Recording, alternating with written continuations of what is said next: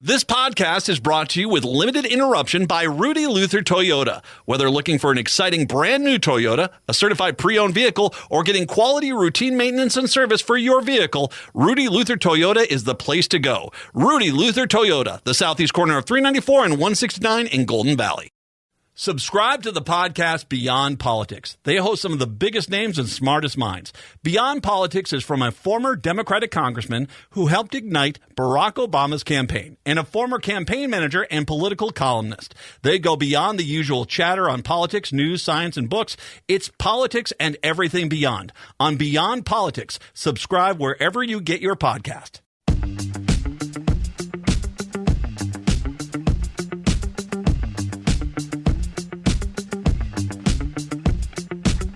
Broadcasting live on AM 950, the progressive voice of Minnesota, and in the evenings on WCPT 820 Chicago's Progressive Talk. It is the Matt McNeil Show for your Wednesday. There you go. Tells you what my week has been like. I have been hectic here today. It has been a very hectic time. As a matter of fact, just to everyone to let you know, I'm not going to be here tomorrow. My son's graduating from the University of Minnesota, and so I'm going to be at the ceremony tomorrow. I'm looking forward to that. It's been a busy week. Happy Wednesday to you. Patrick, how are you today? Doing all right. Congratulations to your son. I'm hoping tomorrow will be a great day for the family. You know, Lord knows everyone who gets a degree in French poetry makes a ton of money. No. His major is mathematics. He's going to do okay. He's going to do okay. He's going to probably be an actuarial. So, yeah, he's going to do okay. I warn them away from the radio industry. I mean, it's just who would be foolish enough to work in this industry? Gee, I don't know. Oh, it's my curse. It's my curse. Where's the birthday boy, man? Where's Brett, the birthday boy? He's around the corner somewhere. I don't want to say what I really want to say because I don't want to lose my job. No, but, okay. I'm just kidding. No, do share. Tell us what you really feel. It's a roast and a birthday in the same day. That's fantastic. Happy birthday to Brad. Thank you so much for all that you do for us here at AM 950. Wait, he does stuff for us? Yeah. Happy birthday, Brett, man. I hope you enjoy it. 952-946-6205, 952-946-6205.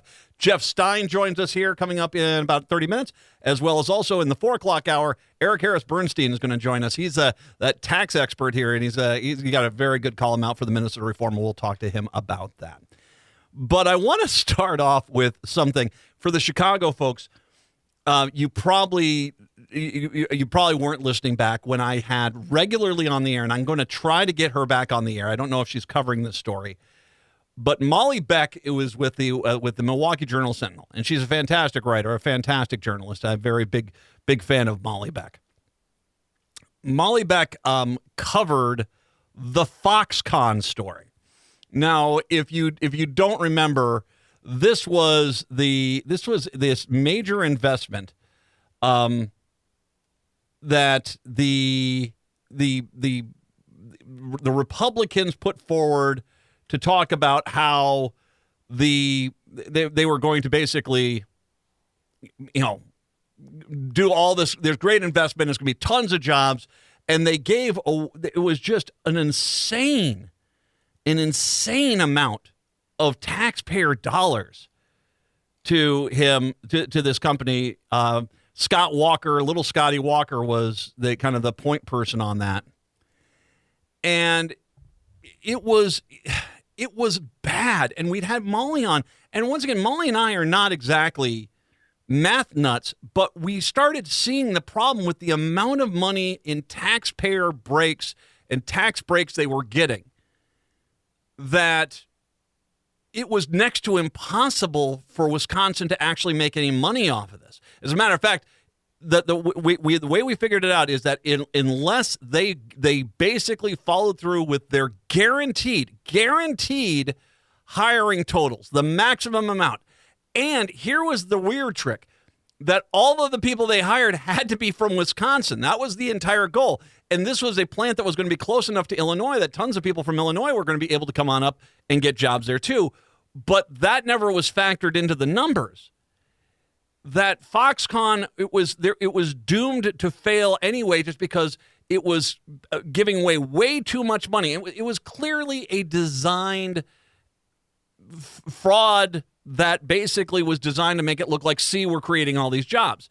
And they only wanted to focus on the jobs that were hypothetically going to get created, let alone what they didn't want to focus at all about what happened if those numbers didn't come to fruition.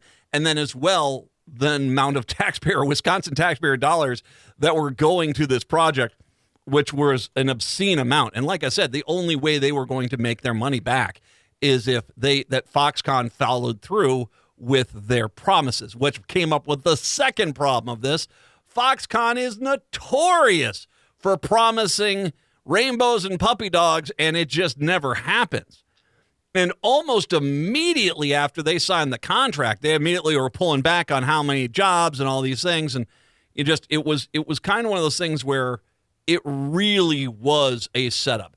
Foxconn took advantage of desperate Republicans. Desperate Republicans were looking for some kind of win, and it blew up in their face. I bring this out, and I got to have Molly Beck back on because she was fantastic talking to her about this. I want to bring this up because, there's a grade A level of trolling going on today by President Joe Biden. He laced into Donald Trump over a failed project in the previous administration that was supposed to bring thousands of new jobs into southeastern Wisconsin, and trumpeted a new economic investments under his watch that are coming to the same exact spot. That location in the battleground state will now be site of a new data center from Microsoft, whose president credited the Biden administration's economic policies for paving the way for the new investments. Ruh-roh. For Biden, and once again, these guys, the cockiness of Walker, the cockiness of Trump, we created all these jobs. Well, they haven't created them yet, and they're saying they're pulling back. You can't question us about what actually happened. It's just what's on paper. That's the only, you can only praise us for that. I mean, they were pushing hard. Biden is coming back and just absolutely leveling them right now. For Biden, it offered another point of contrast between him and Trump and promised a $10 billion investment by the Taiwan-based electronics giant Foxconn that never came. And once again, only a fool, if you looked at the track record of Foxconn, only a fool would have thought they were going to ever deliver on all the promises that they were going to make. In fact, he came here with your senator. This is Biden today talking about Trump. He came here with your senator, Ron Johnson, literally holding a golden shovel, promising to build the eighth wonder of the world. You kidding me? Biden told the crowd of about 300 people who clapped and cheered loudly as he spoke. They dug a hole with those two golden shovels, and they never fell. Then they fell into it. Noting that 100 homes were destroyed to make way for the project, which wasted hundreds of millions of dollars. Biden added a jab. Foxconn turned out to be just that, a con. Go figure. Damn. That was a good line, man. No, this was a Wisconsin was and Trump were so desperate to make it look like they were big boy Republicans. And today, Walker and, Johnson and the Republican leaders of the state point fingers at Foxconn like, well, they never delivered. And Foxconn basically points fingers at the Republicans saying, hey, they're stupid enough to trust us. I mean, I don't blame Foxconn. I mean, those guys were desperate to make it look like they were economically competent. And so anyone could have taken advantage of them.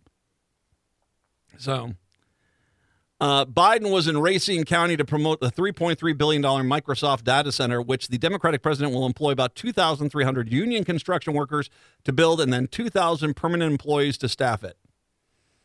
Microsoft's president, Brad Smith, said in an interview with the Associated Press that Microsoft had a steadfast commitment under promising and over-delivering and praised the Biden administration and the state's Democratic Governor Tony Evers for economic policies that set the stage for the developments announced on Wednesday.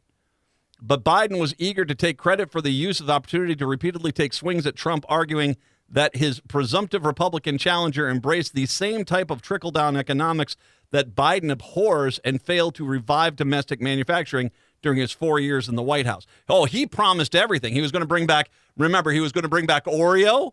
He was going to bring back, was it Westinghouse? They were going to bring back that auto plant in Ohio. Or that was the air conditioning plant in Ohio. I think it was the air conditioning plant in Ohio he was going to bring that back. That, by the way, that promise lasted about two weeks. And then the company said, no, we're moving to Mexico. And Trump never brought it up again. But Foxconn was going to be their gem.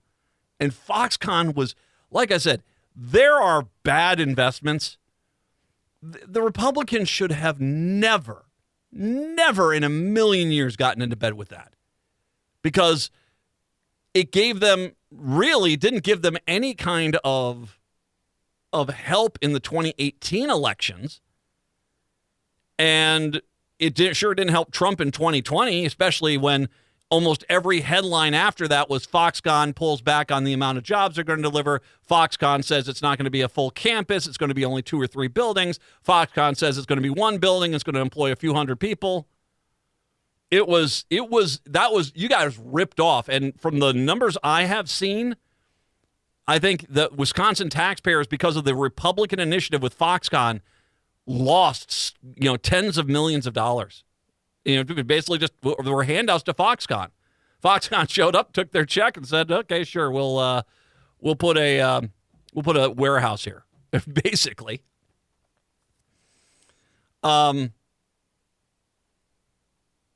During the previous administration, my predecessor made promises which he broke more than he kept, left a lot of people behind in communities like Racine. On my watch, we will make promises, and we keep promises. Trump's campaign didn't address Foxconn, but the Republican former president often says the economy was in a much better position when he was in office and will be again if he should win in 2024. Republican National Committee Chairman Michael Whatley said Biden's trip was an attempt to save face with Racine County as Wisconsinites feel a bane of Bidenomics. Dude, it was your promise. Don't try to put this off on Bidenomics or Biden or anything. You guys were there. You tore down a bunch of people's houses. You did that. You were saying it was going to be golden paved roads and everyone's going to be a $100,000 a year job and it's going to pay back Wisconsin 1,000-fold.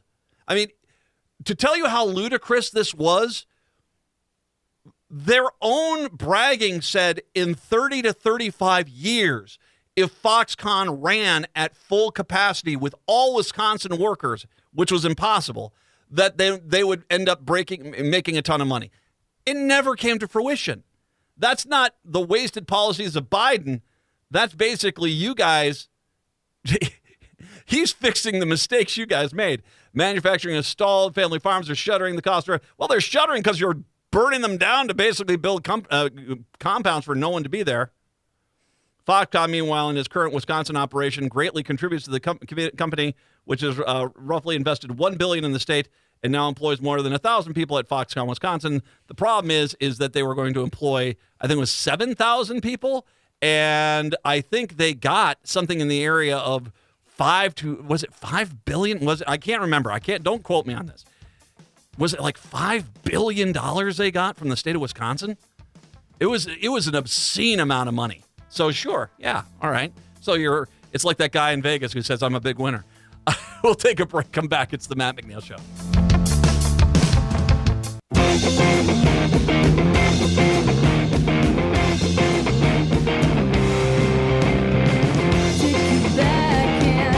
It's the Matt McNeil Show here on your Wednesday, 952-946-6205. 952-946-6205 is the phone number. I want to make sure I mention this because I think with the Stormy Daniels stuff yesterday, this got lost. But this is not something that should get lost. Donald Trump has been going into more detail about the policies he intends to usher into the United States if he wins in 2024. Among them are plans to deploy American assassination squads to kill leaders of drug cartels. Okay. Funny story, not in the United States, though. They could deal with, the rural America's epidemic with meth. No, that's what I think. Apparently, he's talking about going into foreign countries with hit squads. Rolling Stone reported the policy pledge on Tuesday, recalling what is similar to several other comments Trump has made about bombing Mexico and even waging a war. He has pledged to make an appropriate use of special forces, cyber warfare, and other overt and covert actions to inflict maximal damage on cartel leadership, infrastructure, and operations, the report said. Trump even sees cartels as kin to ISIS terrorist groups. Now, I'm not sitting here to defend the cartels, but you're talking about sending in military forces into a sovereign nation, which is not the United States, and attacking its citizens. How do you think that this is not going to end up with a massive war? I mean, at the very least, I want to make sure you understand, about half of American, companies have moved to Mexico and produce their products there. If that country shuts its borders down with us because you're sending in death squads and let's say, oh, sure, they get the cartel guy, but they kill 40 other people who happen just to be Mexican citizens, well, all of a sudden, you've got an international crisis, and what are you going to do, invade Mexico fully? I don't think that's going to go as well as you think it's going to go. Like I said, I mean, this is something we should probably talk about. It's a minor point here. While in the White House, former Defense Secretary Mark Esper wrote in a 2022 memoir that Trump thought he could bomb the drug labs in Mexico and then claimed the action was taken out by another country. Those were entire planes flying from the United States. Those came from El Becuador. I think this is where I joke that is where he took the Sharpie to write China or some other country. See, that'll fool them. See, I marked out 4 stars. This country has got 47 states. Aha. Okay. There was once a fringe notion that senior Trump administration officials quickly moved to shut down what has now become mainstream GOP policy proposal, including some influential Republican lawmakers and conservative think tanks. Reuters reported that 2023 political polls, the idea of going to war with the cartels tested well. Rolling Stone reported explained that the strategy has been attempted before but had not worked. A 2023 report revealed Trump had told policy advisors during the 2020 campaign to give military options for attacking the Mexican drug cartels. The plan was deployed if he won re-election. The idea included airstrikes, drone strikes, U.S. soldiers deployed for a ground invasion. Former Trump's chief of staff, Mark Meadows, who heads up the American First Policy Institute, has had his group craft policy papers that would offer a blueprint of how to enact the plan. The report explained that the paper was authored by ex-Homeland Security official Ken Cuccinelli. It is titled, "It's Time to Wage War Against the Transnational Drug Cartels." All right, once again, drug cartels are evil. We can all agree on that. But you're basically saying we're going to one of our 2 neighboring countries. You are going to, and by the way, there are drugs that come across on the Canadian border. Hey, it's true. But mind you, funny, they don't try to stop that because I don't know if, bombing Winnipeg or Edmonton is a good idea.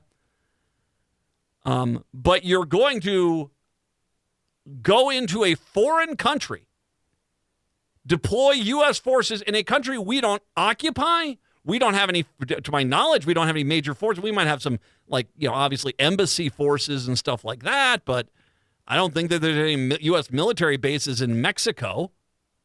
There doesn't need to be. It's right next to us. We got tons here.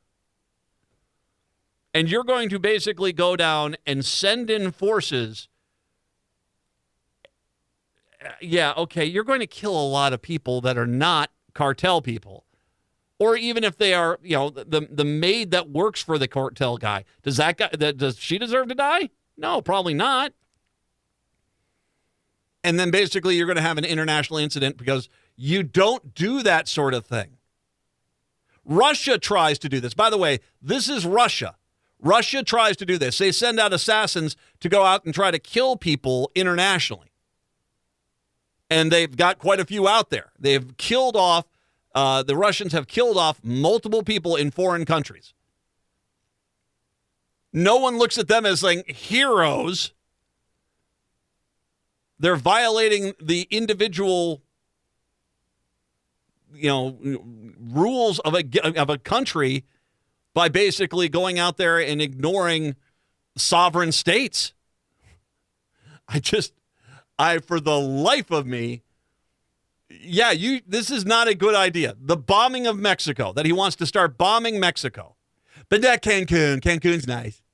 Not some of the other tourist areas, just some of the other areas that we're going to be at. Well, what happens when all of a sudden it is Cancun? And what happens when all of a sudden one of your missiles you fire doesn't go into the cartel guy's house, but goes over to Senor Frogs and takes out 50 or so U.S. college students who are down there drinking? Well, is that acceptable losses? I don't think so. This guy is an absolute disgrace. By the way, I should mention, too, and we'll get into this with Stein. Yesterday went so badly. That whole Stormy Daniels stuff went so badly. Yesterday, there was two major legal filings. Yesterday and I think this morning as well. That basically the Republican Party is pulling all the strings they can to basically prevent any other trial from going to trial this year. They have Cannon yesterday basically say, oh, I'm going to allow every piece of evidence to get appealed. And so basically that case is now tied up for years. Cannon clearly got orders to do this. I mean, she clearly did. Because her justifications of it, as it was described on Morning Joe, were something that sounded like it was written by a 12-year-old. So, they basically, as Stormy Daniels took the stand, so my guess is this. Yesterday, they find out Stormy Daniels is going to take the stand. They immediately say, okay, we can't have this. This is going to go badly for us. We cannot have this happen once every week. So Cannon has basically postponed the documents trial. And now in Georgia, the conservative appellate court has agreed to basically stall that case by basically saying we're going to allow the decision to keep Fani Willis on the case to be appealed. And so that's now been delayed well into probably next year. And so he is absolute garbage. He is absolute garbage. We'll come back. Jeff Stein, when we do return, we will talk about Trump and a variety of other things, including some shocking numbers out of Indiana. We'll talk about that when we return. It's the Matt McNeil Show.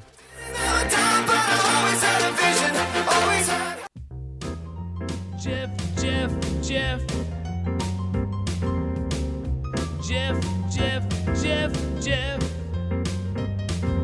J-E-F-F, Jeff. J-E-F-F, Jeff. J-E-F-F, Jeff. Jeff Stein's our national and presidential expert, noted author. You can find his books where you find your books. Also, the Iowa Business Report, the Iowa Politics Report, come to us from his mothership, KXEL, Cedar Falls, Waterloo, which is so appropriate for Mother's Day. Hey, Jeff. Wherever you find books. Where you find books. I love those little libraries. You know the little libraries? I love those, man. Those are great. You might find a Jeff Stein book in there. You might. Yeah. Go on the eBay. I did that the other day. That was entertaining. Okay. Jeff, Matt, you and I, we don't necessarily run political campaigns. But if a candidate, I hope not. What did I do to you to suggest that I would have that as a vocation? I mean, I'm probably already going to a warm place. I don't need that. You'll see where I'm going. Right. If a candidate came to you as an advisory position and said, Yes. hey, should I tell people about the worm that was in my brain? I think that my first thing was, no. Oh, God, no. No. Bad idea. No, don't do that. Your thoughts on sharing with everybody that they had to take a worm out of your brain? I am finding it interesting in the past few weeks that the individuals who are rising to the top of the political heap, the ones we are looking to potentially run the free world, we have the option of worm died after eating part of my brain, or I have a gun and I'm not afraid to use it on four-legged creatures oh my goodness. Here's the thing. Has Mr. Kennedy released his medical records? Well, I think it's that cartoon book where the worm's driving the Apple car. It's on its way here. Well, here's the Scurry, isn't that the guy, the author? Yeah. Yeah, I mean, I'm Richard Scurry. Yeah. That's very nice. I'm imagining an apple. I'm imagining a worm with a big smiley face, perhaps a top hat, Yes. jumping out of it. If Mr. Kennedy was releasing his medical records as part of the I'm a candidate, you need to know everything, all right. Otherwise, this seems like an unforced error. It seems a little bit. What was the question that would have led up to that? Have you had any parasitic invasions in your cranium, candidate Kennedy? What? It's not a usual one. I mean, maybe OAN, but I mean, I don't think that's usually at top of the mind. But again, it's sort of like the number of times, Matt, I have seen on social media today, and I did it with you when I sent you the link to the article. Not that you wouldn't have seen it, but it allowed me to say, well, this explains a lot. Yeah, it kind of does. I mean, I know my goodness. it might not be the COVID vaccine. It might be the worm in your head. I'm no medical professional here, but now, did the COVID vaccine kill the worm? Well, I don't. Well, perhaps. No, it was 2013. Saved his life. It's 2013, and he's like that one character in Total Recall, where it's a creature that lives in my belly. Look, there you go. It's a little friend. You can take it everywhere you go. As I've mentioned on this Bi-City radio program, I've met Mr. Kennedy. It was probably 20 years ago. Was it at the fishing and tackle store? Never mind. I'm sorry. We were at Bob's Bait and Tackle. He took over a stumble. near Cherry Lake in Kama.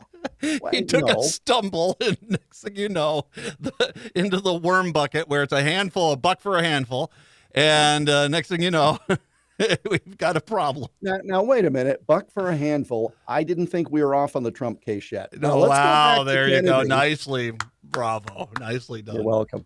I've spent most of the day alone here. Can you tell? But if you have a worm in your head, you're never alone. Sorry. Do I have to buy 2 seats on the plane? It is the textbook definition of unforced terror because, you and I, what we're doing, can you imagine what the late night hosts are about to do to this guy tonight? Well, and again, I met him briefly. He was running an environmental group.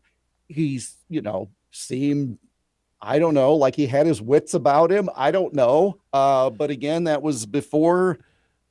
Yeah, it was definitely before the worm. The worm was 2013, you say? Yeah, this was before the worm. So that could explain an awful lot.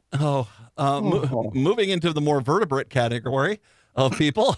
By the way, okay, so let's say you are, what was her name? Samuelson? I'm sorry, I just totally forget. The woman who infused capital into the campaign and became the running mate. Oh, I still have no idea. I can't remember. I keep trying to remember who the vice presidential candidate for him is. San Francisco. She's out of San Francisco. She's got, she has money. That's it. Seems quite accomplished. And, but I'm wondering at that point, do you pick up the phone and say, did you think to tell me about the worm before I signed on and wrote you a massive check? Did you think to mention the worm in your brain? That's one scenario. The other scenario is that he did. And she still signed on. Yeah, well, I'm not sure which is worse. Well, when he did introduce her, he said that she was going to be the person that's going to bait his hook. So, it's... Again, you're back to the trial. Of course we are. Of course. Actually, I want to go to Trump, but I want to actually go to something... There's a shock. Yeah, I'm stunned. I'm glad I was sitting down. Speaking of worms, anyway, there you go. Hello. The ketchup worm has shown up again. So I want to go back to something you and I have talked about repeatedly. The primaries for Republicans. Yesterday, Indiana, traditional Republican state. As a matter of fact, it's one of the more conservative states. Yeah. Well, what the Republicans have done there is that very effectively used Gary, Indiana against the Democrats in the rest of the state. And so it is a deep red Republican state now. Yeah. Yesterday, Donald Trump failed to get more than 80% of the vote in the primary. Nikki Haley took another 21 points from him yesterday. You and I have continued to talk about this. This is not going away. Biden, by the way, was uncontested in Indiana. I don't know if that meant everyone withdrew or if it just no one else tried to get on that ballot. But he ran unopposed, so he got everything.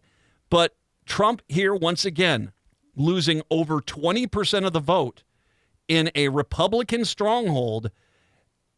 And once it's not so much whether or not, well, will some of those guys go back to the fold? Of course they will.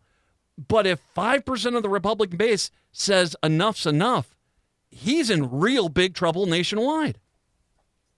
You cannot have a conversation about Biden's troubles without also talking about Trump's troubles, right? Because neither one of them can afford to shed votes.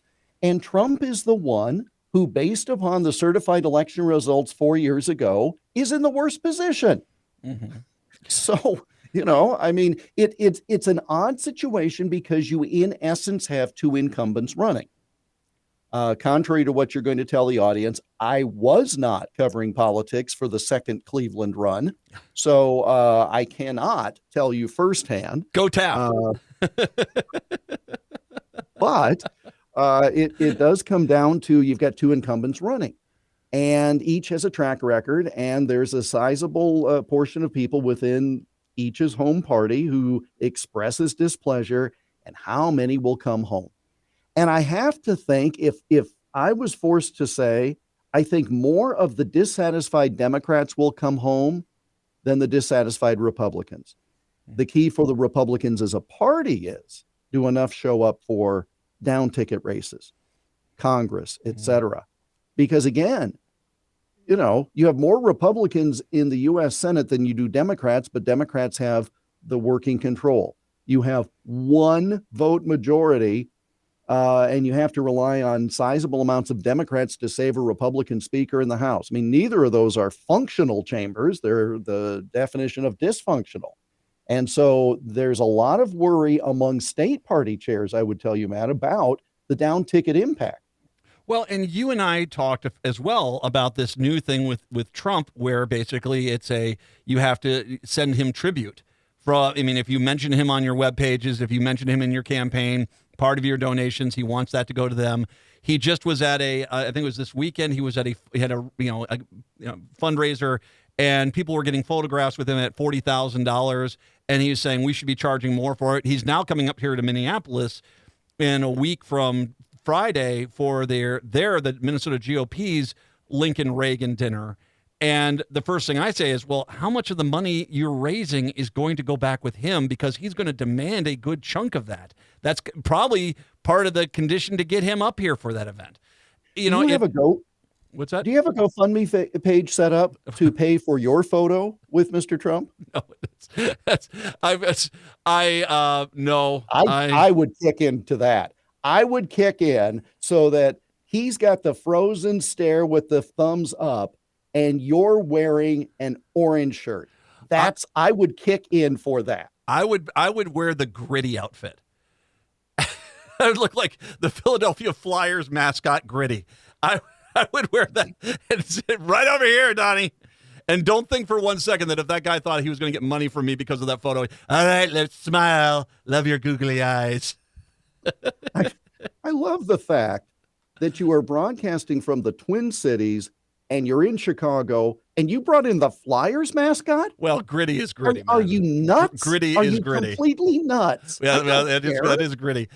Well, okay, but he basically there is a toxic side of this, and we'll spend the next segment here talking about yesterday because that did not clearly help him. That whole thing being reminded of that he was trying very hard to keep all that under wraps.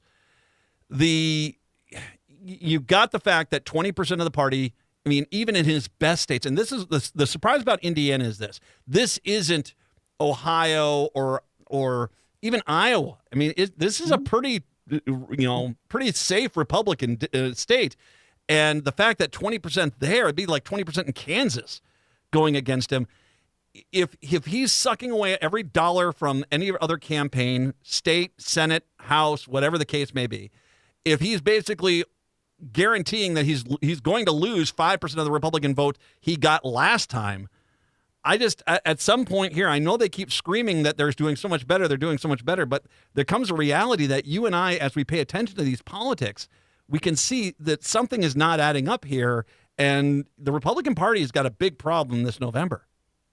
I don't want to torpedo our weekly visits from now through November, but the reality is this is such a unique fact pattern on all sides. Anybody who suggests that they know what might happen, we're just blowing smoke. Because the reality of the situation is the congressional dynamic is fascinating. The national dynamic we've never had in the current era. Testing.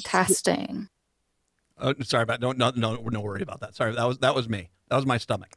Anyways, that was the worm in my. That was the worm in my. I was going to say, I don't have a worm, but I see something. Back in there. Is that your worm, Matt, or are you just happy to see people? Look, the thing that is interesting is how the Trump team is now mobilizing. Now, I was told earlier this week, it's probably not for public consumption, but what do I care? They are moving people out of states they think they have well in hand. One of them is Iowa. So in other words, the Trump base in Iowa is going to move to Omaha Council Bluffs. Why is that? Well, they're close enough to still do some things in Iowa, but what are they really moving to Omaha for? For that one state that basically has the electoral votes separated. So they know how close it's going to be, that they cannot afford the single electoral vote from one congressional district. And so they're moving the chess pieces over. That's got broad impact because first, what happens if all of a sudden these places where you think you're safe, your base erodes? You don't have the troops in place, and it's going to look bad. The other thing is, if you're trying to, as a state party, mobilize your voters, do you really want the top of the ticket to act like the race is over? I mean, I don't think that helps, but it does bring us to the point that these state parties, these candidates, they are on their own, they're in their own life raft, and they're not going to be able to count on any help. And I'm not making speculation. I'm just looking at these numbers, and I just say, okay, I've seen this before, and this does not generally work out. We'll take a break, come back. It's Jeff Stein on the Matt McNeil Show.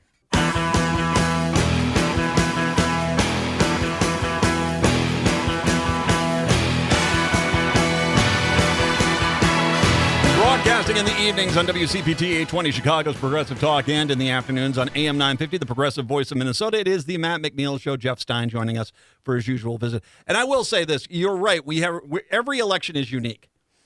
But, there are some telltale signs that there are problems, and just to plow over the fact that even now that this is over, the Republican nomination is over, and still 20% of the vote is saying going out and intentionally going to a primary, which it doesn't matter at all, and still saying, I'm still not there. Like I said, all it takes is 5% of the Republican voters to say, I'm not there, I'm not going to vote for him. And not only is it going to be Trump's not going to win anything, but the Republicans across the border, and it's going to be like 1932. All right, I'll give you what I assume the talking point spin is. You check your fax machine, because I know the RNC sends memos to you every day, but I'm sure that the talking point is dissent is good. Look, they got this out of their system, and now they'll come home and all of the, that's what you say, but what else would you say in that situation? And there's nothing else to say. And you and I both agree, most of them will go back to the fold, but it doesn't take many to make this a big deal. Yesterday did not help Trump. And, yes, there's the salacious details of Stormy Daniels hitting the stand and talking about in detail about this, which once again, Donald Trump has bragged about this happening. He is basically, but when it comes to, legal matters, he says it never did happen. The fact that she went through such detail about it, it was it was historically very significant.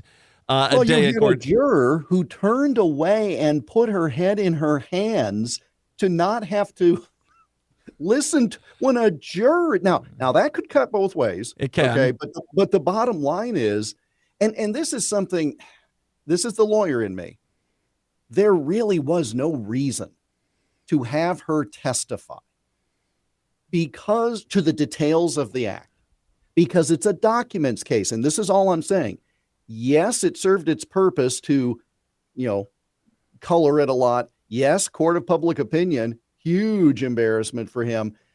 But did they give him an appeal issue? Well, because they tried to block the testimony, and the judge even said from the stand, all right, this kind of went a little farther than I thought it might. But that was the next thing he said right after that, which is your defense team did not object.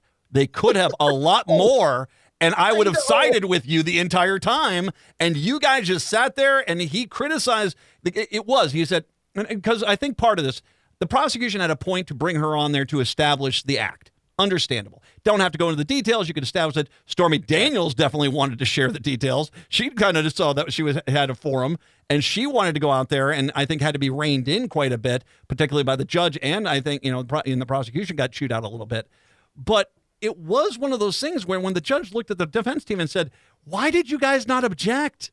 I would have let you object. I would have upheld your objections. You guys just didn't do that as much as you could have.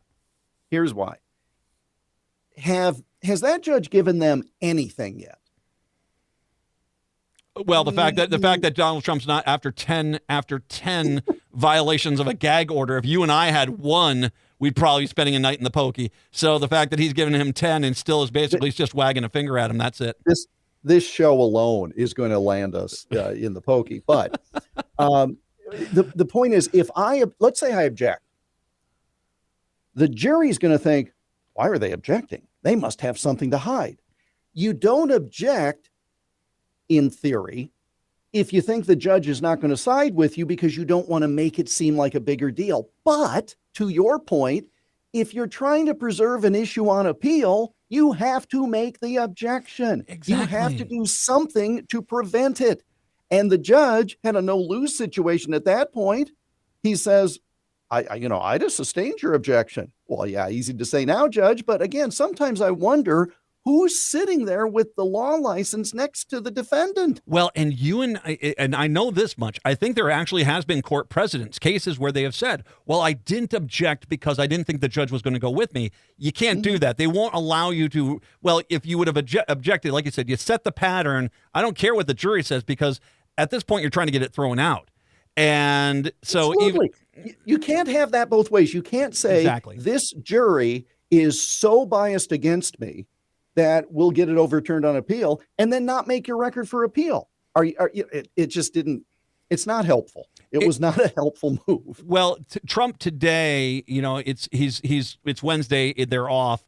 He could be out there. He's basically he's only doing an event at Mar-a-Lago.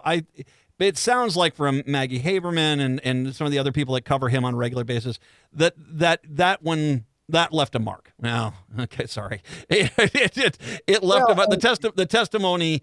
He clearly, I think there's some elements of it. I can't believe he's feeling pretty good about his sleeping situation with Melania being outed by Stormy Daniels. But the reality is the fact that enough people have seen her and him together that it becomes. Yes, there are some things that he said, she said, but at the same time, it clearly the damage has been done here.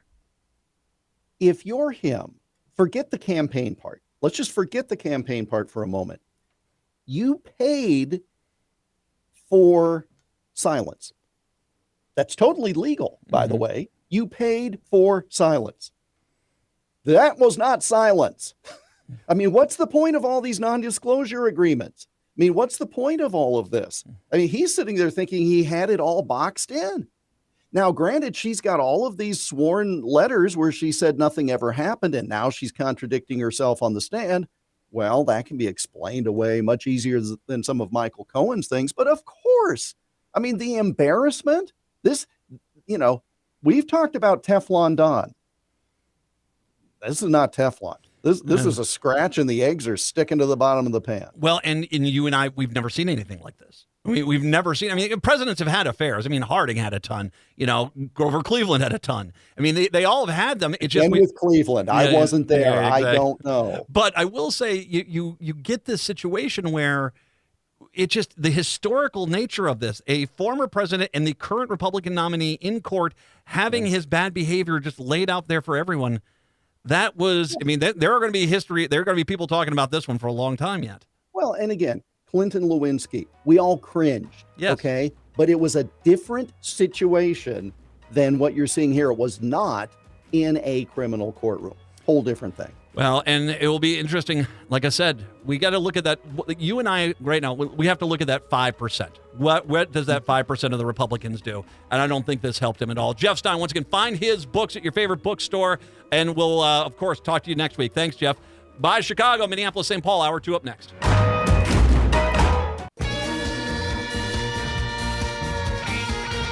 Hour 2 of the show here on your Wednesday. Matt and Patrick. Once again, a reminder, I will not be here tomorrow. I will be off at a graduation ceremony. I'm going to watch my son, Charlie, graduate from college. I'm looking forward to that. But we'll have Todd Mickelson in for us tomorrow. I am back on a Friday, though, with Bill Corbett on Friday. And maybe I might try to get Molly Beck in here as well. I might try to get Molly Beck in. Anyway, we'll have a good Friday for you coming up here. All right. 952-946-6205.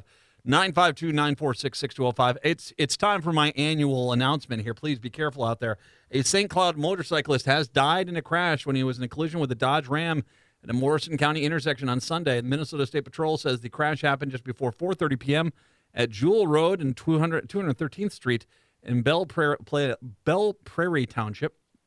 The Harley-Davidson ridden by a 43-year-old Eric White was headed northbound on Jewel Road, approaching 213th Street when it was in a collision with the Dodge Ram eastbound on 213th. I don't know what the situation with this accident is, but in case you've not seen it, the motorcycles are out, and they're out in force. Now that it's May, we are pretty much out of the bad weather that keeps them off the road. They're on the road here for the next few months. So just keep in mind, that is a motorcycle out there. They are susceptible to a vehicle hitting them, like any vehicle. And so you want to keep an eye out for them and watch for them in your blind spots and all this. I say this, I have said this for 20 plus years. I have had friends, none of my close friends have died in this. I've had friends who've had family members who have died because of motorcycle accidents. There was Steve Conrad, he was in a motorcycle accident. The former program director over at Hubbard, who I worked for a while, he had a tragic accident out there. You got to be careful. Keep an eye out for the motorcycles. Make sure everyone's being safe. 952-946-6205. 952-946-6205. Hey, what kind of cake did you guys have for Brett today? What kind of cake? It was just your typical vanilla cake. Is it vanilla? Yeah. Well, it is. It is Brett. I think he's on the phone and he's not listening. Oh, is he calling out? Calling up like his credit cards, and they're saying, "We noticed it's your birthday today. Happy birthday, Brian." I mean, it's one of those things that's happening to him. Oh, we're giving him grief. It's his birthday, man. Brett's a very solid individual. We do enjoy a little ribbing, but he said it is nice to see. Hey, it's nice. It's very nice. It's nice to work at a place where they celebrate birthdays. That's always nice there. So, happy birthday, my friend. All right. So let's go from the happy news to the another one of these guys.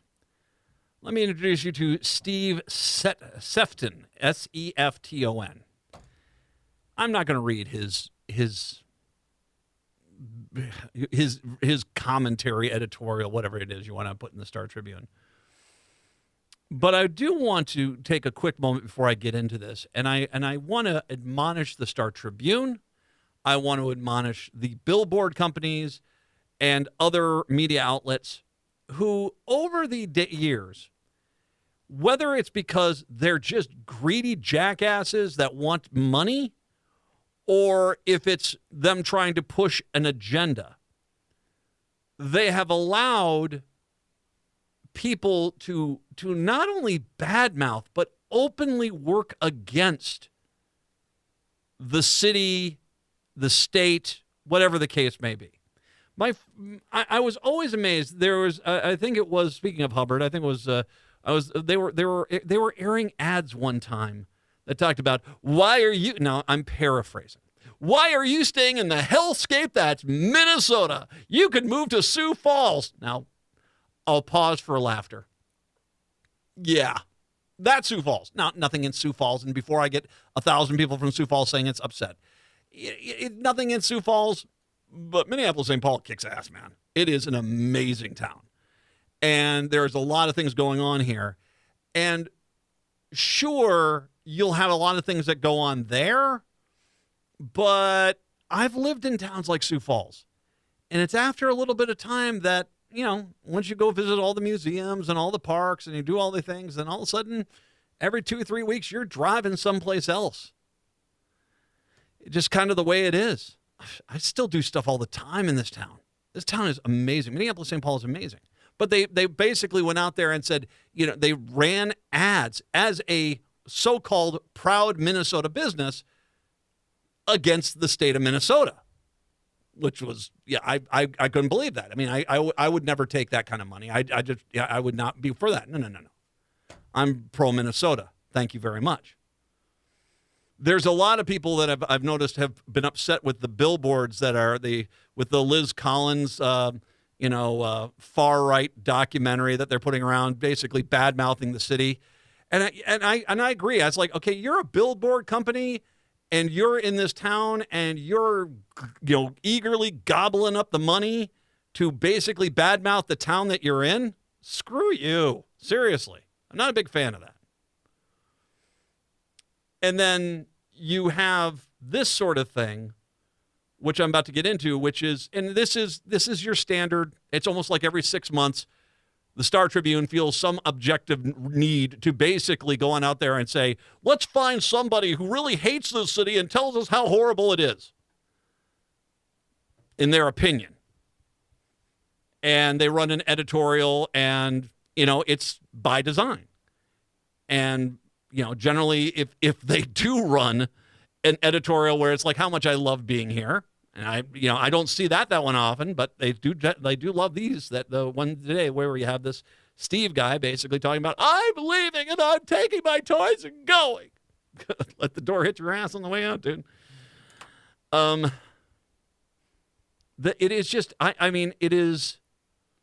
there is a sycophant quality to all of this, which I just don't get. If you don't like being here, why in the blank are you here? Seriously. If you don't like being here, you can go in pretty much any direction and go someplace else. If you're still here after I say that, then why are you just constantly bad-mouthing the city or the state? You don't like Minnesota. You don't like Minneapolis-St. Paul. For God's sakes, go find your happy place. You don't like it here, that's fine. Just don't sit here and bitch and moan and whine and because unless you do leave, what I'm taking this as is basically it's just a political ploy. And you're willing, if you're taking money, you're willing to sell out your state or your city for a few bucks, or you're out there basically trying to help push a political agenda as just people are upset. Fine. I don't know if you're aware of the amount of people that have moved into Minneapolis-St. Paul, Star Tribune, but it's a lot. And I understand you may, you're probably your business model now is more focused on, appealing to wealthy white suburban people that basically buy your ad space. And so you'll throw your own city under the bus whenever you can because, the Republicans that live out in the tertiary and the quaternary suburbs want to believe a certain narrative and you're happy to reinforce that for them. But you're a soulless, empty entity at this point.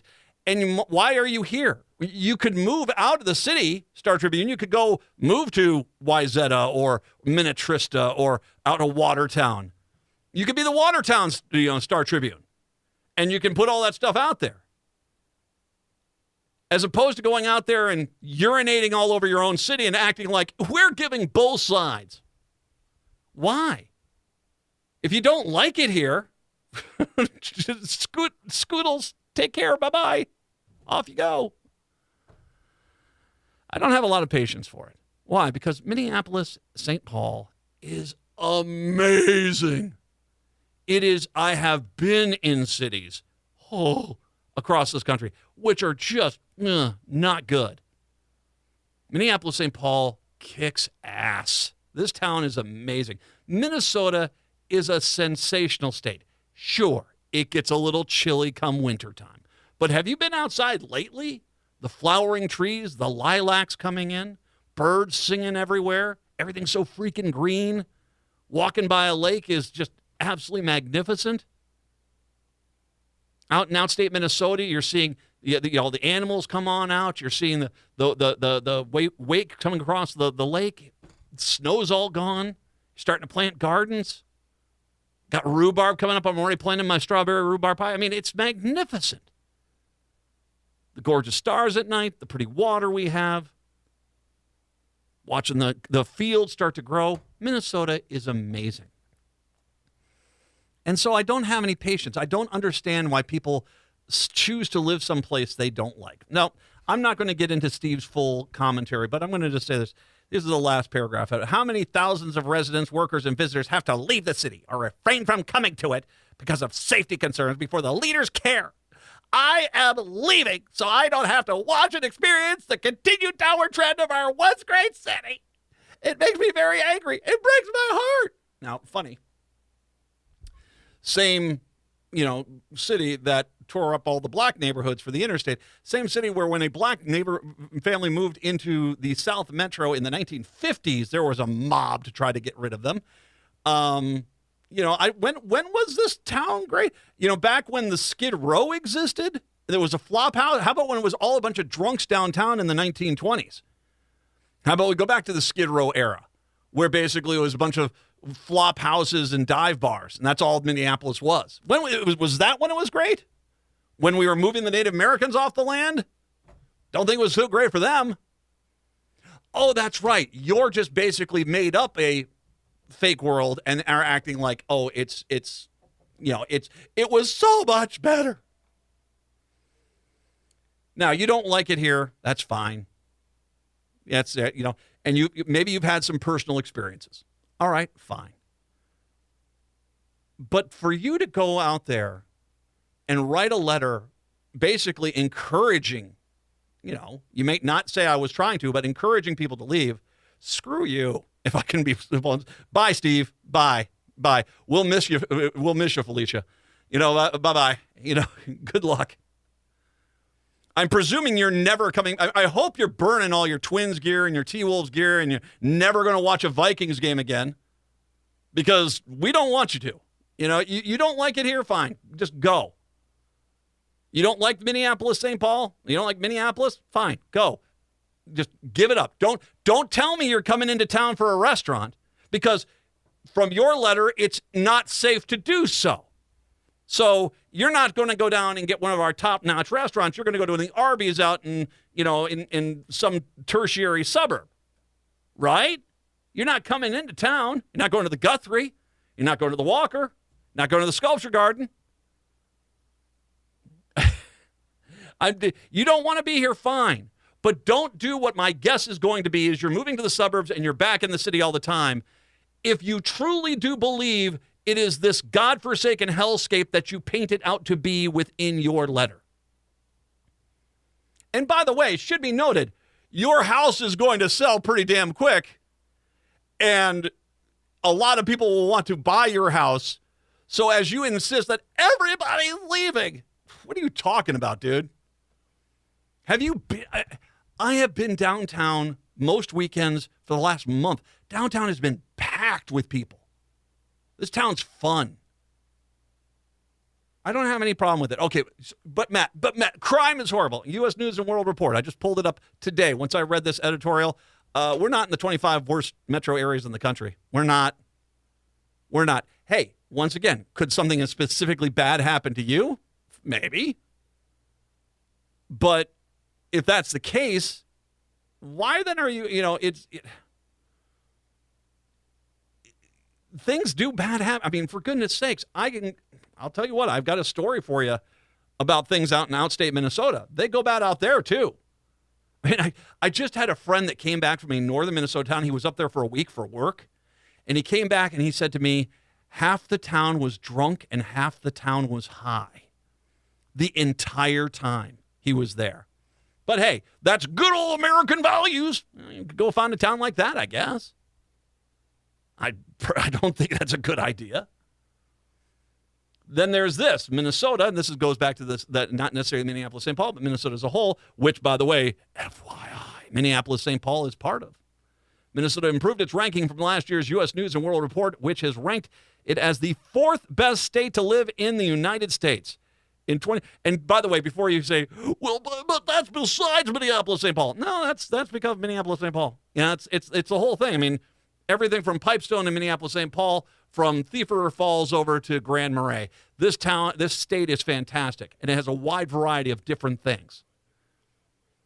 And you want to sit there and badmouth it and hate it and you have no time. That's on you. In 2023, it ranked 5th, trailing only Utah, Washington, Idaho, and Nebraska. But this year, it is leapfrogged Washington, coming in only behind Utah, New Hampshire, and Nebraska, respectively. The media company's latest best states rating highlights Minnesota's natural environment, ranking number 2 overall. Its lower scores as economy and crime and correction, although 26-22, basically we're average nationally. So it's not like we're number 50. By the way, New Mexico is in the bottom 10. But outside of that, it's pretty much the exact same states you would say are the bottom 10. But you can go to one of those, if you want to go to one of those Republican stronghold states, go there. Have a great time. Enjoy it. You'll be so much, much crime? Yeah. The state has hovered around the top 5 in the past 3 rankings, ranking 2nd overall in 2021. The U.S. News and World Report didn't release a list in 2022. According to the U.S. News, the rankings process draws thousands of data points to measure how well the state is performing for its citizens. The data points are so weighted against the national survey, asking people to prioritize different subjects like health, care, and education. Now, I don't know if Steve is moving out of the state. It definitely is moving out of the city. But this goes back to all these people that sit there and scream about, it's a horrible city. It's a ghost town. It's empty. Screw you. We don't want you here. We don't want you here. Are people over at Steve's house like, not you, Steve. Not you. No, not Steve. Come on, guys. Let's convince Steve to stick around. Oh, not you. No, we're going like, bye. Bye, Felicia. Off you go. Nothing wrong with the suburbs if that's where you're going. But, if things are as bad as you say they are in Minneapolis, you're sure not coming into town anymore, are you? Because that would make you a massive freaking hypocrite. If it's too dangerous to be here, well, you don't know to go to a Twins game. You can go out to whatever suburb you are. There's a baseball field. You can watch the local kids play. You don't have to watch a Vikings game. You don't have to, because that's dangerous. You didn't go there. Taylor Swift, you don't want to go to her concert, or Billy Joel or Stevie Nicks or whatever the case may be. You can go find some, a concert out there, fine. Because if you do keep coming back in Minneapolis to go to restaurants or go to do stuff here, and you wrote this letter about how horrible it is, so I'm leaving. Well, who's the hypocrite, dude? Who's the hypocrite? Not Steve! Oh, God. Oh, I don't know if I can continue. I could continue the show. I'll be fine. By the way, let's talk about small town America and try that in a small town when we do come back. Because there's a doozy I haven't talked about that I wanted to mention from last week. 952-946-6205. 952-946-6205. It's the Matt McNeil Show here on your Wednesday.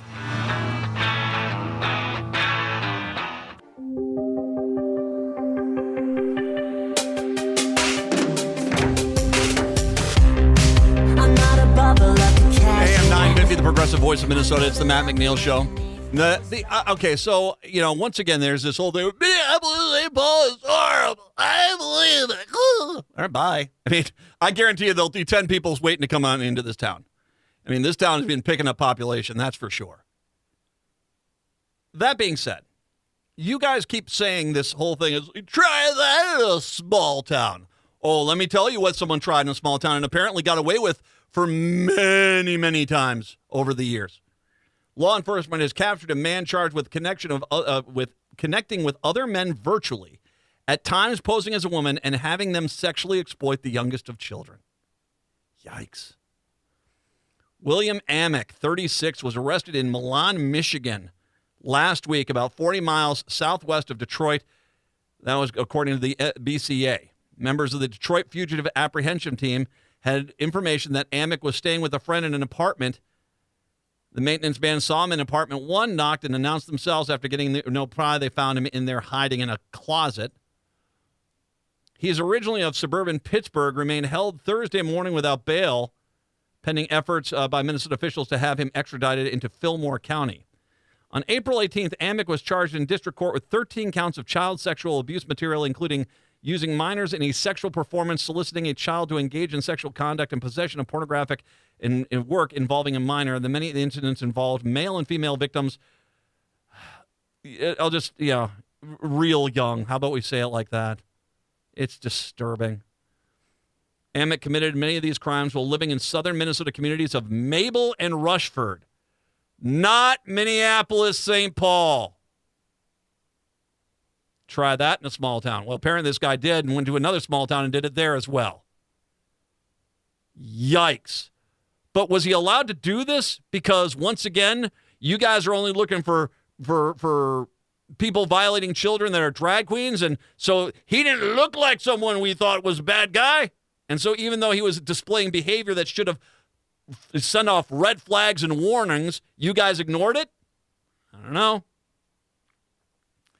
He often posed as a woman using artificial intelligence and interacted with men online to create material of the men abusing their own children. Tips to the National Center for Missing and Exploited Children in 2021-2022 alerted the agency to Amick and his suspected child exploitation of children.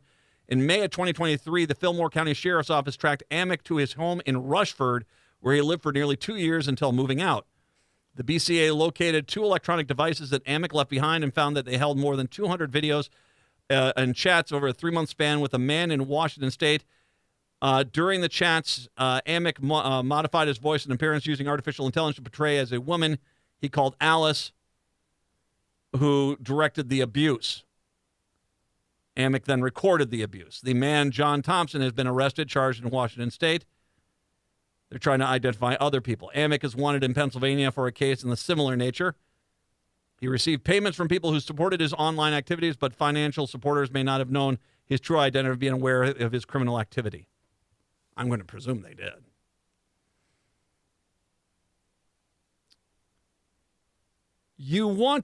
There is this false notion that is put out there that things are so much better blank. We see it all the time with Florida, where people are, I'm moving to Florida, they don't have taxes, I'm moving down there. Well, then have a hurricane hit your place. And the state, it's not the poor people who are just screwed there. It's lower upper class people and everyone below. The state looks at us and says, well, what are we supposed to do? We're not going to help you. It is ugly beyond ugly.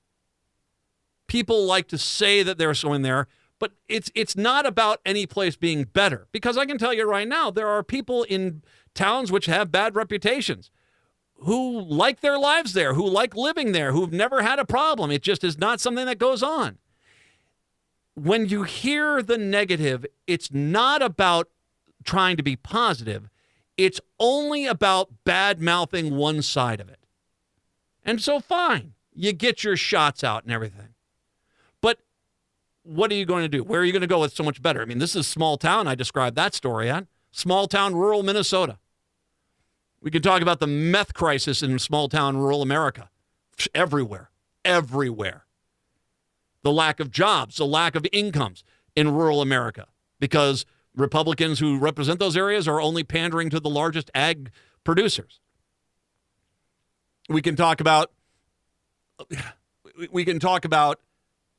going to different states and how bad things are in those states. You don't have good schools. You have to go to private school, which costs you a lot more. You have to hire a private company to come in and maintain your road because the city won't do it. Stuff like that. You're not saying that there aren't problems. I had a friend that lived back in the 90s. He lived a block east of and south of the MIA. His car was busted into like 8 times. He didn't appreciate it. He had to get the windows replaced. It wasn't something that he enjoyed, but he enjoyed living here. He still had a good time. He didn't just sit there and write an editorial, oh, I'm leaving. Because you know what? Bad stuff happens everywhere. And you have to go out of your way to ignore all the good stuff in Minneapolis, St. Paul, and in Minnesota to vilify either the cities or the state. So you want to live in anger, in vitriol, in negativity. Good luck with that. I'm going to sit and defend the greatest city in the United States, the greatest city on the planet. Minneapolis, St. Paul kicks ass. And I am so damn proud to live in this metro area, to go into Minneapolis, to go into St. Paul on a regular basis, to hang out in these communities. I love it here. And like I said, if you don't, for your own sanity, leave. Go find your happy place. But don't act like we're going to miss you. We aren't. 952-946-6205, 952-946-6205. Eric Harris Bernstein is going to join us. We'll talk about his article, excellent article at the Minnesota Reformer, when we do return. It is the Matt McNeil Show here on your Wednesday. AM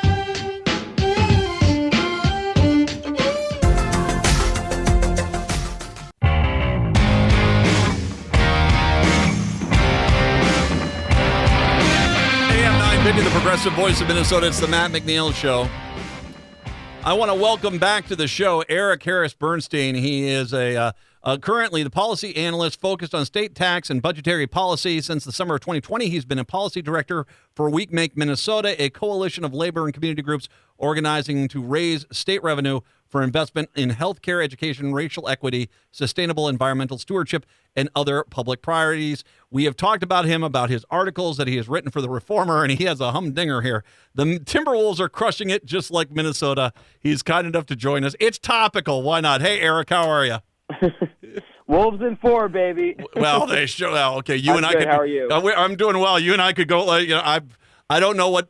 Denver's just getting outmanned here. I'm very impressed with how the T-Wolves are looking. I hope they can continue this all the way through. Yeah, I mean, definitely. I mean, incredible defensive effort in Game 2. I think a lot of folks thought it was great. We stole one away, and I wrote that column and I ended it Wolves in 4.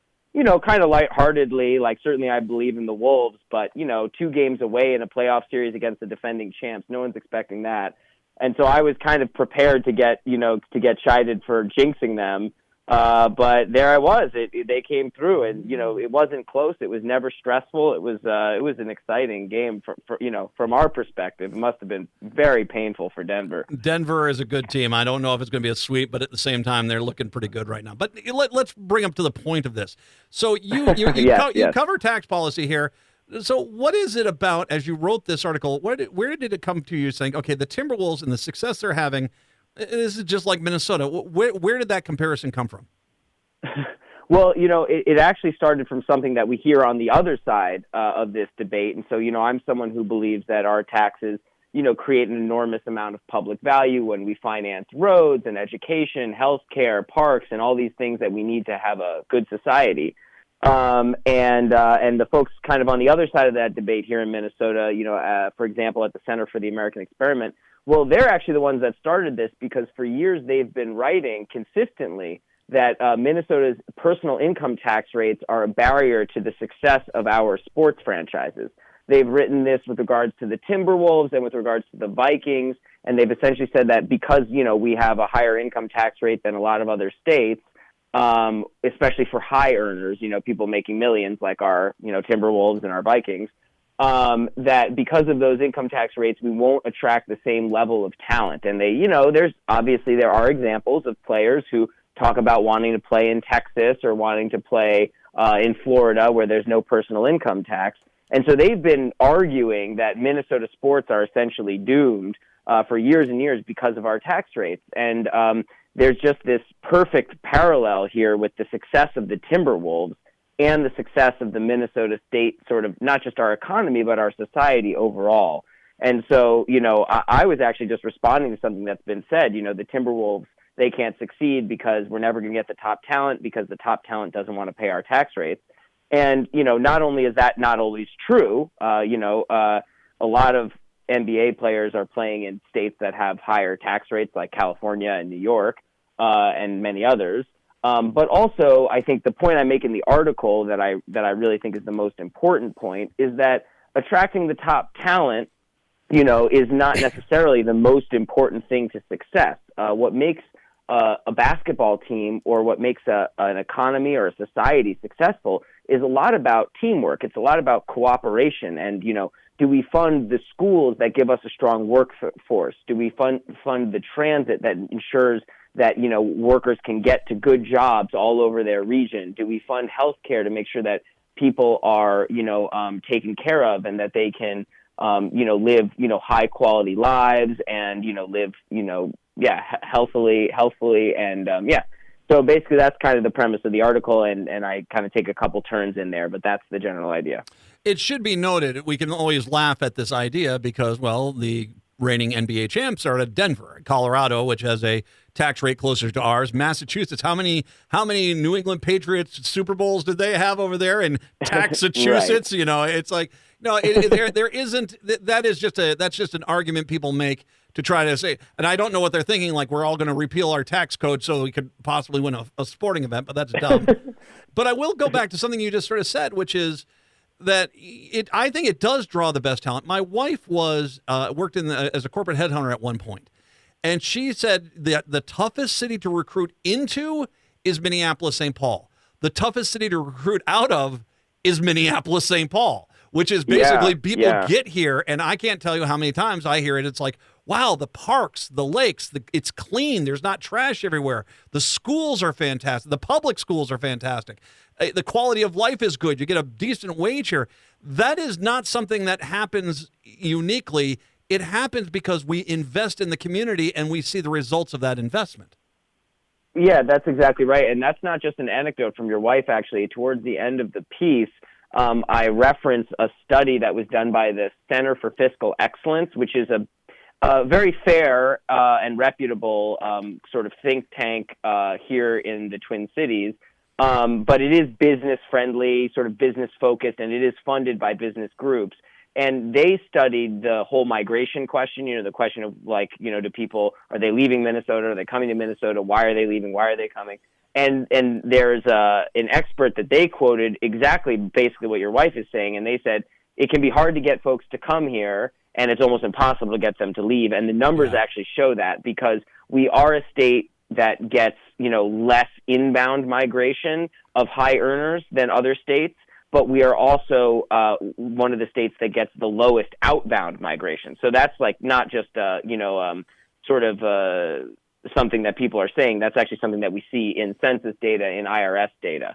That is a very real thing. And I totally agree with your points about, what makes it a pleasant place to live and a good place to raise a family and so on. Well, and it's generally the reason people don't want to come here is the winter. They think we have snow year round, and right. But when they get here and they realize how good it is, they don't want to leave. I'm going to give you credit for one of the coldest lines I have seen in any sports reporter here. I'm just going to read. This is beautiful, my friend. This should put this one in the Hall of Fame at this point. In society, as in basketball, success comes from teamwork. Just ask the low-tax Phoenix Suns and their traveling basketball mercenary Kevin Durant. Perhaps he should have considered paying higher taxes for a stronger defense and a point guard. Damn! What did Kevin Durant ever do to you, man? That's just get off him at this point. That's actually one of the truth is that's something though. Moving away from Durant in the NBA and the element here. How many people do I know that move to these low tax states, and they're back because they get a taste of what life's there, and there's the lack of services, and everything costs so much more because there's taxes, sales taxes, increased taxes. You got to pay for private school. You got to pay for private road maintenance, all these things. And they're like, I was losing money down there because it's so much more expensive.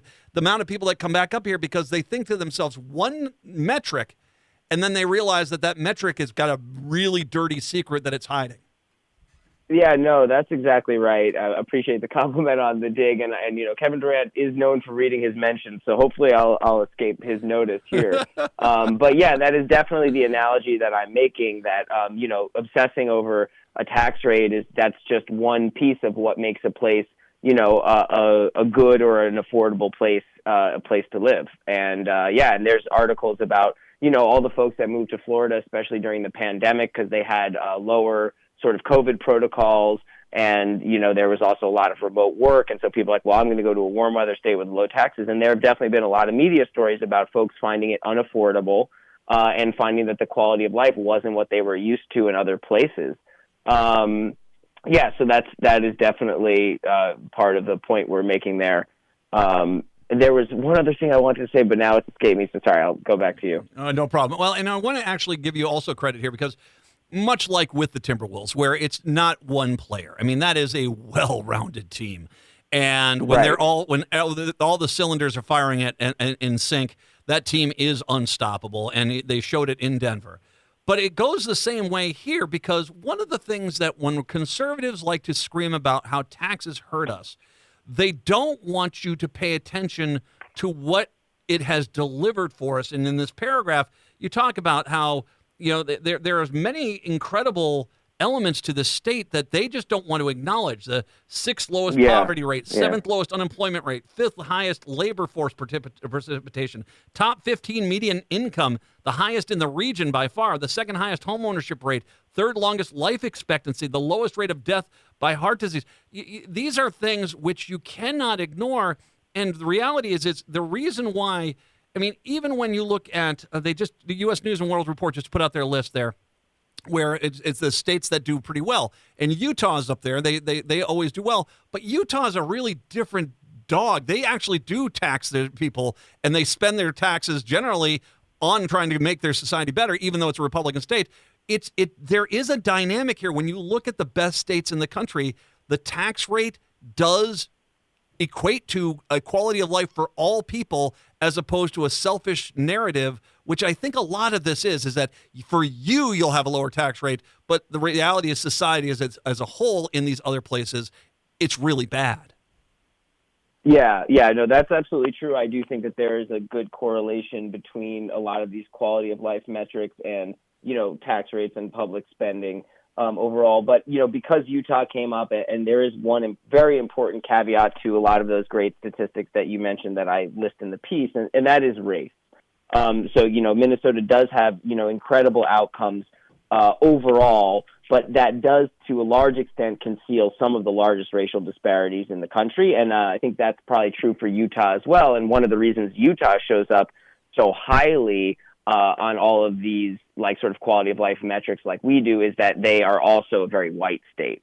And so as Minnesota becomes more diverse, I think we have a big challenge ahead of us. It's not a new challenge, but that we've had for decades, of ensuring that the prosperity we enjoy here is shared broadly across race, across different racial groups. And I do think that, we have a lot of increasingly diverse representation in the state legislature and in city legislatures across the state. We heard the St. Paul City Council is now the first ever all women, I think it's all women of color city council. And actually another Timberwolves tie-in. I remember that Kat gave them a shout out when they first got elected last fall, which was super cool of him. Another reason to feel good about the Timberwolves. But so, I do think that we're making progress on the racial equity front, but that is a major asterisk on a lot of the kind of like high socioeconomic socioeconomic metric sort of conversation that, here in Minnesota, that we need to make sure that we're thinking making sure that prosperity includes everyone. Well, and you go even further. Let's kind of do that comparison again between the Timberwolves. You build a team. You basically have the people that can do there and step in when we lose Rudy Gobert for game 2, and all of a sudden we're still fine. We actually look better than we did in the first game. You have that happen. Same thing goes here. Is that a tax code doesn't do you a lot of good if all you're doing is basically giving that money to a handful of corporations and wealthy people. It's about making sure you spread it around like your organization advocates for, to make sure that the needs of the community are being met by the tax burden that we put out there. And I think Minnesota is a really great state for that, because if you tell us what the taxes will go for and you do use it for that, we generally get on board with that. Yeah, especially compared to many other states, I think that's true. And just to go back to the metaphor, I mean, I think the idea there is that in the piece, I admit that, yes, of course, like there are some basketball players or football players that don't want to pay a certain tax rate, and we're probably going to have a hard time convincing them to come here. But the point I'm trying to make is that a lot of conservatives in the legislature or just sort of in the commentariat out there in the media, they're just obsessed with tax rates and the impact that they perceive tax rates to have on the economy.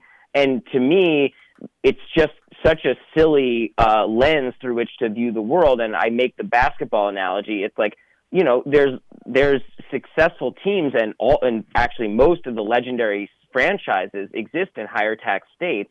And, you know, when you think about what goes into creating a truly successful franchise, it's not just attracting the highest level of talent, but it's also about, you know, coaching and, you know, player development and strategy and the staff and the, you know, athletic trainers and all the things that make an organization strong. And that, you know, the analogy in society is like, you know, sort of, yeah, I mean, the analogy in the, you know, in the other side of it is broader society. Like, are we taking care of folks? And are we, you know, there's so many other ways to generate economic or socioeconomic success. And I think that Minnesota's key to success has always been that we educate people, that we ensure more people have health care, that we have quality infrastructure and all these things.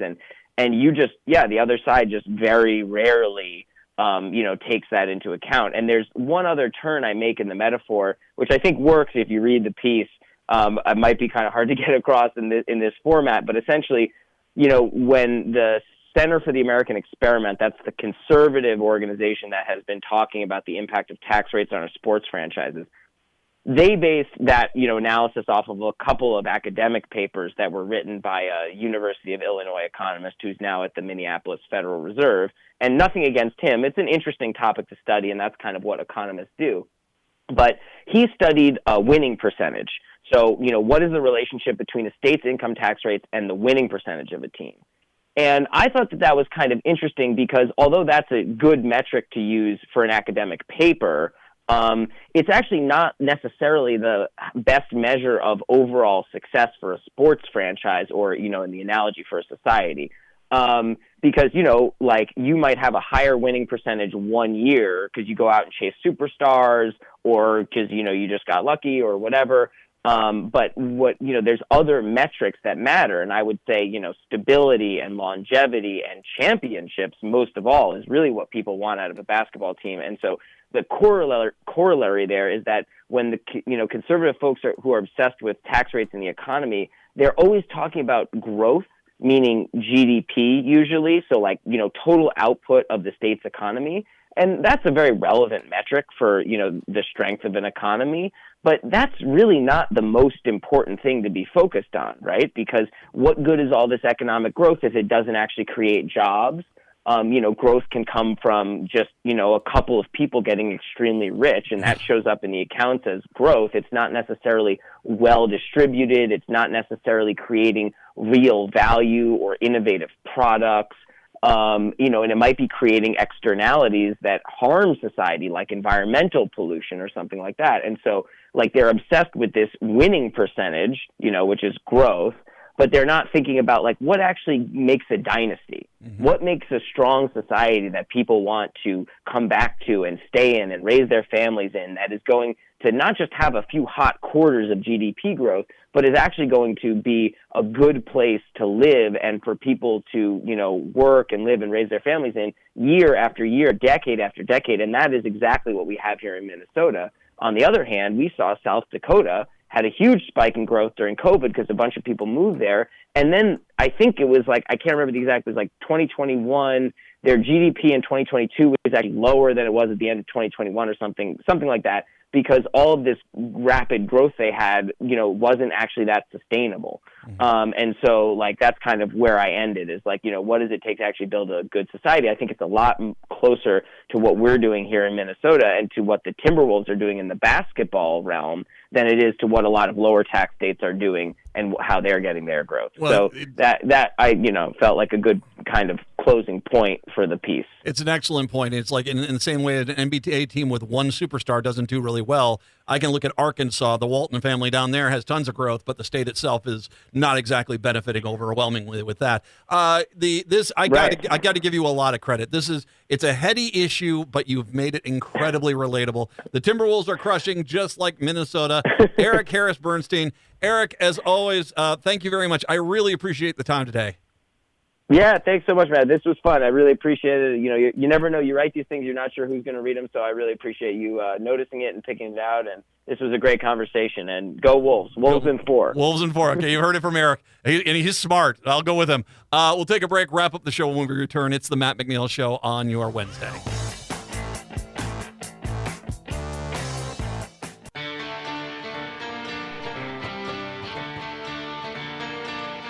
AM 950, the progressive voice of Minnesota. It's the Matt McNeil Show. That's a great article, and I'll post it. It's on the Reformer has it, and it's just so spot on. And like I said, that Kevin Durant shot, damn, that was a good one. Holy God, man. I don't know. Yeah, oh my goodness. That cut long and deep. It was right. It is. This goes back to what we were talking about at the beginning. This guy that writes this like, I'm leaving. Go. And I don't have time for negativity. I don't have time for hate. If your entire existence is basically just self-loathing everything around you because it's the only way it makes you feel better, that's you, man. That's not the rest of us. The rest of us want to go out and have fun.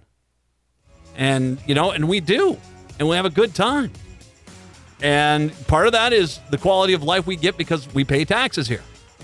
And you want to know the truth is, all those guys that complain about it, they could leave at any point. And they don't. Think about it, kids. Hey, I am off tomorrow. We've got Todd going to be filling in for me as I go see the boy graduate at the University of Minnesota. I'll be back on a Friday. Native Roots Radio is coming up next. Till Friday. See ya.